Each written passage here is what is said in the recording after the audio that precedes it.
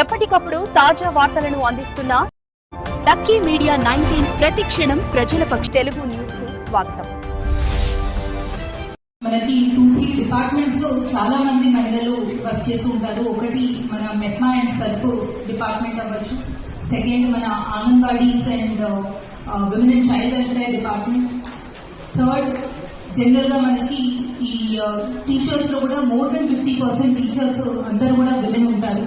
So ఈ 3 departments లో ఎప్పటి నుంచో విమెన్ ఆఫీసర్స్ అనేది ఉంటూ ఉండేవాళ్ళు. కానీ నౌడేస్ అన్ని డిపార్ట్మెంట్స్ లో more than 30 to 40% staff women employees వస్తున్నారు. అండ్ లేటెస్ట్ గా పోలీస్ డిపార్ట్మెంట్ లో కూడా విమెన్ కానిస్టేబుల్స్, విమెన్ ఎస్ఐస్ చాలా మంది రిక్రూట్ అయ్యారు. సో దీంతో మనం చూసుకుంటే ప్రజా సేవలో పబ్లిక్ సర్వీస్ లో విమెన్ అనేది చాలా మంది ముందుకు వస్తున్నారు. And it is a very good sign. ఎందుకంటే women employees and women officers వాళ్ళకి ఉన్న దృష్టి లాంగ్ టర్మ్ ఉంటుంది. ఫస్ట్లీ విజనరీ దృష్టితో చూస్తారు ఏదైనా కూడా. Second empathy and compassion. ఏదైతే మనకి పబ్లిక్ సర్వీస్ చేసేటప్పుడు ఎంపథీతో కానీ వేరే వాళ్ళకి ఏదో మంచి చేయాలి, వాళ్ళ బాధ అర్థం చేసుకొని చేయాలి అనేది విమెన్ ఆఫీసర్స్ ఇంకా మంచిగా ముందుండి చేస్తారు.